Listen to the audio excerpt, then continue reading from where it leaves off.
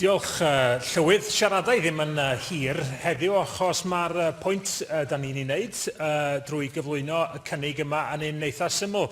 Mi gawn ni gyfleon i drafod dadleuon dros ag yn erbyn llwybr dir M4 yn yr wythnosa misoedd nesaf heb os mwyn y cofnod. Mi na i nodi be di marn i am rhaid i ynglyn â y cynlluniau sydd yn cael eu trafod a sydd wedi bod yn destun ymchwiliad cyhoeddus yn ddiweddar.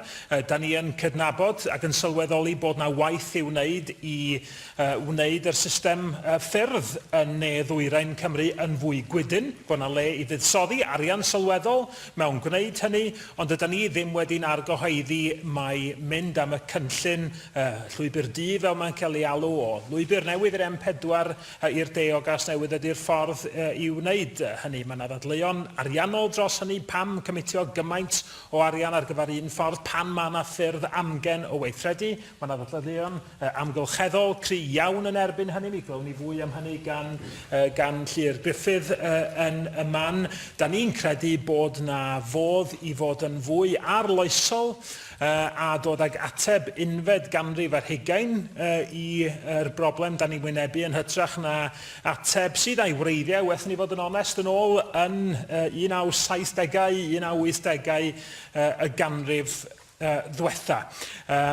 A da ni'n credu mewn difri y gallwn ni symud yn gynt tuag at ddatrys y broblem ffyrdd yn y modd yna, ond ochr yn ochr â hynny, da ni'n credu mae'r hyn sydd angen ei wneud hefyd ydy crefhau y system drafnidiaeth gyhoeddus mwyn tynnu pobl oddi ar y ffyrdd yn y lle cyntaf. Felly dyna mwyn y cofnod lle da ni'n sefyll ar M4, ond ni dadl am hynny ydy hyn heddiw yma.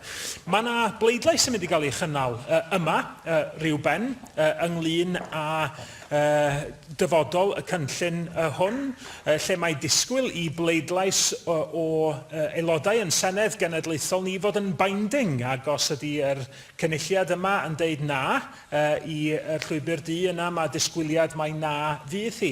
Ond wrth gwrs mae yna gam pwysig i'w gymryd cyn hynny gan Lywodraeth Cymru. Llywodraeth Cymru fydd yn edrych ar gasgliadau'r ymchwiliad gyhoeddus ac yn dod i'r penderfyniad ydy nhw am fwrw ymlaen a'i peidio. Prif Weinidog Cymru fydd yr un fydd yn gwneud yr alwad yna.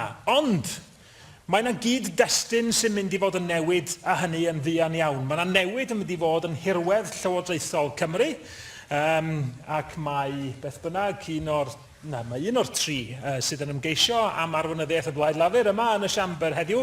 Mae un o'r tri yn mynd i fod yn brif weinidog newydd Cymru o fewn mater o wythnosa. A'n pwynt syml iawn ni heddiw, mae penderfyniad i y prif weinidog newydd ddylai fod i fwrw ymlaen a'i peidio. Achos da ni'n meddwl bod na arwyddocâd mor fawr i'r penderfyniad yma, y dyla'r penderfyniad gael ei berchnogi gan bwy bynnag ydy prif weinidog newydd Cymru. Dyda ni ddim yn credu fod hi'n dderbyniol i unai prif weinidog presennol gymryd y bai am wneud rhywbeth am hyblogaidd ac yna diflannu, neu geisio perchnogi hwn fel rhyw fath o ffordd o adael gwaddol personol ohoni hun. Na, mae yna ormod yn y fantol dwi'n credu ar gyfer hyn, a phenderfyniad dwi'n credu ddylai hyn fod i'r sawl fydd yn cymryd lle y prif weinidog presennol. Yes, I will take an intervention. He in the motion refers to the decision as to whether to go ahead, but aren't there two distinct decisions here? One, whether to make these orders and give planning permission, where the current First Minister has been careful not to prejudice himself and is well placed to do that.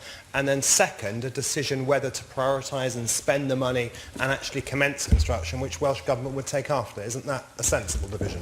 You're absolutely right. That is the process that is followed. And in a way, what we are saying is that we want that decision on whether to sign those statutory orders to be taken by an incoming First Minister, because that's what instigates and kicks off that process, which then leads to a vote here on whether we think it's something that should be prioritised to release that money that is held currently in reserves waiting to be triggered. We believe that trigger should be pulled by the new First Minister. There is so much at stake for the future of spending in Wales, the environment in Wales, future generations in Wales.